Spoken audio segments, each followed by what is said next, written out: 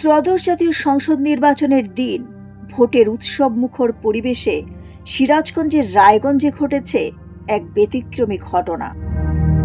Vote দিতে কেন্দ্রে হাজির হয়েছিলেন আম্বিয়া খাতুন নামে এক গৃহবধূ, কিন্তু ভোট কেন্দ্রে উপস্থিত হওয়ার কিছুক্ষণ পরই হঠাৎ তার প্রসব ব্যথা শুরু হয়। তাৎক্ষণিকভাবে পরিবারের সদস্য স্থানীয়রা তাকে পাশের একটি বাড়িতে নিয়ে যান। সেখানেই জন্ম নেয় এক ফুটফুটে কন্যা সন্তান।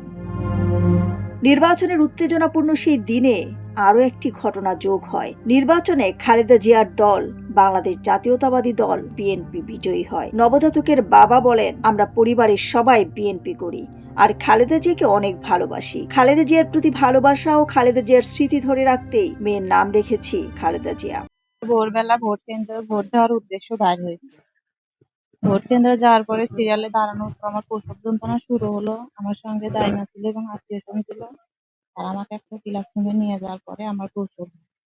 আর বেগম খালেদা নাম রাখার উদ্দেশ্য হলো আমার শ্বশুর বাড়ির সবাই বিএনপি করে, আরেককে ভালোবাসে, খালেদাক ভালোবাসে এবং সেই নাম উল্লেখে আর সেদিন নির্বাচন ছিল, সেটার উপলক্ষেই নাম রাখা হয়েছিল।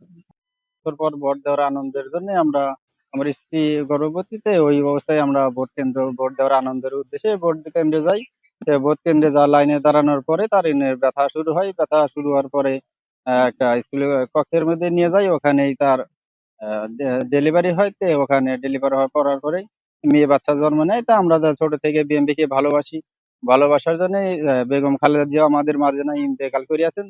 সেই আনন্দের উৎসে আমার মেয়ের নাম রাখি বেগম খালেদা। ঘটনাটি দ্রুত এলাকা জুড়ে ছড়িয়ে পড়ে। স্থানীয়রা নবজাতক ও তার পরিবারকে শুভেচ্ছা জানান। সামাজিক যোগাযোগ মাধ্যমেও বিষয়টি নিয়ে শুরু হয় ব্যাপক আলোচনা। রোববার বিকেলে সিরাজগঞ্জ জেলা প্রশাসক আমিনুল ইসলাম ফুলের তোড়া নিয়ে নবজাতক ও তার মাকে শুভেচ্ছা জানাতে তাদের বাড়িতে যান। সিরাজগঞ্জ জেলা প্রশাসক বলেন, একটি নতুন প্রাণের আগমন সবসময় আনন্দের। আমরা এই শিশুর সুস্থ ও সুন্দর ভবিষ্যৎ কামনা করি।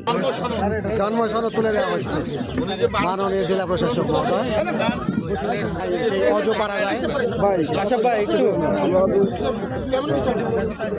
স্যার একটু সময় দিবেন স্যার।